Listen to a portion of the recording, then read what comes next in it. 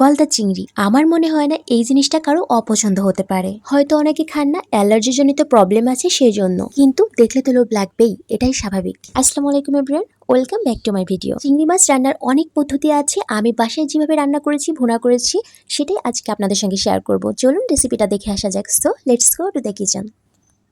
এখানে আমি চিংড়ি মাছ নিয়ে নিয়েছি। এই চিংড়ি মাছটা ছিল আমাদের পুকুরে চাষ করা। আমি চিংড়ি মাছ 5টা নিয়ে নিয়েছি এবং চিংড়ি মাছের মাথা থেকে যে পাকস্থলী থাকে কালো, ওটা ফেলে দিয়েছি এবং লেজের কাছে রক থাকে, ওটা ফেলে দিয়েছি। অনেকে আছে চিংড়ি মাছ ক্লিন করতে গিয়ে চিংড়ি মাছের মাথার যে মগজটা থাকে না, ওটা ফেলে দেয়, হলুদ হলুদ যেটা, ওটাকে মগজ বলে। অ্যাকচুয়ালি চিংড়ি মাছের মাথায় কালো একটা পাকস্থলী থাকে, দেখবেন ওইটা ফেলতে হবে। আমার মনে হয় চিংড়ি মাছ ক্লিন করার পদ্ধতি সবাই জানেন, আর যারা জানেন না তাদের জন্য বলে দিলাম। আর বুঝতে না পারলে অবশ্যই ইউটিউবে সার্চ করে দেখবেন। চিংড়ি মাছটা খুবই ভালো করে ধুয়ে নিয়েছি। দেন এখানে পরিমাণ মতো লবণ অ্যাড করে দিলাম এবং পরিমাণ মতো হলুদ অ্যাড করে দিব।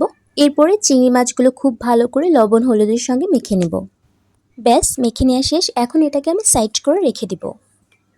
এখন চলে আসলাম চুলাতে আমি একটা প্যান নিয়ে নিয়েছি। প্যানটা গরম হয়ে আসলে এখানে আমি পরিমাণ মতো তেল অ্যাড করে দিব। তেল দেওয়ার পরে তেল যখন গরম হয়ে আসবে তখন আমি চিংড়ি মাছগুলো ভেজে নিব। চিংড়িগুলোকে অবশ্যই কড়াভাবে ভাজা যাবে না, হালকাভাবে ভাজতে হবে, একটু লাল করে ভাজতে হবে। আমি এই চিংড়িগুলোকে 1 মিনিটের মতো উল্টে পাল্টে ভেজে নিয়েছি। চিংড়ি মাছের অনেক পদ্ধতি আছে রান্নার, মালাইকারি, দেন দো পেঁয়াজা, কিন্তু বাসায় রেগুলার রান্না করার জন্য আমরা ম্যাক্সিমাম মানুষই কিন্তু ভুনা করে থাকি। আমি নর্মালি যেভাবে বাসায় রান্না করি ঠিক সেই রেসিপিটাই আপনাদের সঙ্গে শেয়ার করেছি। মিডিয়াম হিটে চিংড়িগুলোকে খুব সুন্দর করে ভেজে নিয়েছি। এখন এগুলোকে উঠিয়ে নিচ্ছি। উঠিয়ে নেওয়ার পর এখন প্যানে অ্যাড করে দেব পেঁয়াজ কুচি। পেঁয়াজ কুচি নিয়েছি 1.5 কাপের মতো। এই পেঁয়াজ কুচিগুলোকে এখন আমি হালকা ব্রাউন কালার করে ভেজে নিব। আমি মিডিয়াম টু লো হিটে রান্না করছি। পেঁয়াজগুলো হালকা ব্রাউন কালার হয়ে এসেছে। এখানে আমি শুকনা মরিচ গুঁড়ি অ্যাড করে দিব। 2 চা চামচ শুকনা মরিচ গুঁড়ি অ্যাড করে দিলাম। মরিচ গুঁড়ি দেওয়ার সময় চুলাটা জাস্ট আমি অফ করে রেখেছি এবং এখানে আমি অ্যাড করে দিচ্ছি পরিমাণ মতো হলুদ গুঁড়ি। এরপরে খুব ভালো করে মিক্স করে নিব। দেন পরে চুলাটা অন করে দিব। চুলাটা এখনো পর্যন্ত অফ আছে, বাট আমার মনে হচ্ছে এটা পুড়ে যেতে পারে, সেজন্য আমি সামান্য পরিমাণে পানি অ্যাড করে নিলাম এবং এখানে অ্যাড করে দিলাম 2 চা চামচ রসুন বাটা এবং 1/4 কাপ জিরা বাটা। মশলাটা আপনারা আপনাদের পরিমাণ অনুযায়ী নিয়ে নেবেন। মশলা দেওয়ার পরে খুব ভালো করে তেলের সঙ্গে কষিয়ে নিব। আর হ্যাঁ, এ পর্যায়ে কিন্তু আমি চুলাটা অন করে দিয়েছি। তেল যতক্ষণ পর্যন্ত না মশলার উপর ভেসে আসছে ততক্ষণ পর্যন্ত কষাতে থাকবো। এখানে আমি আরো অ্যাড করে দিব লবণ পরিমাণ মতো, জাস্ট ফর মশলার জন্য। যেহেতু আমি চিংড়িতে লবণ মাখিয়ে ভেজে নিয়েছি, এই জন্য মশলার পরিমাণ অনুযায়ী লবণ দিলাম। এবং এখানে আরো অ্যাড করে দিব রেডিমেড শাহি গরম মশলা। এটা আমি ইউজ করে থাকি, আমার কাছে ভীষণ ভালো লাগে।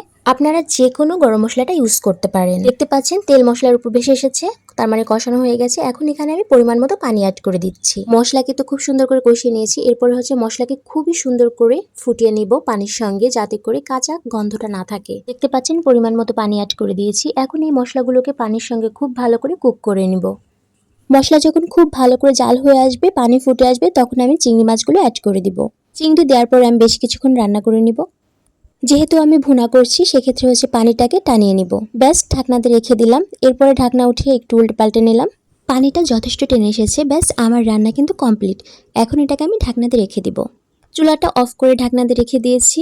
ব্যাস, এটাই রেসিপির ফাইনাল লুক। পানি টেনে একদম মশলার সঙ্গে মাখো মাখো ভুনা ভুনা হয়ে গেছে। মাশাআল্লাহ, অনেক বেশি লোভনীয় হয়েছে দেখতে। লাল লাল চিংড়ি ভুনা আসলে অনেক লোভনীয়।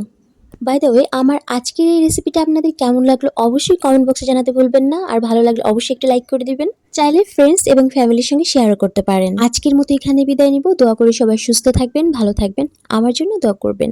আল্লাহ হাফেজ। Thanks for watching.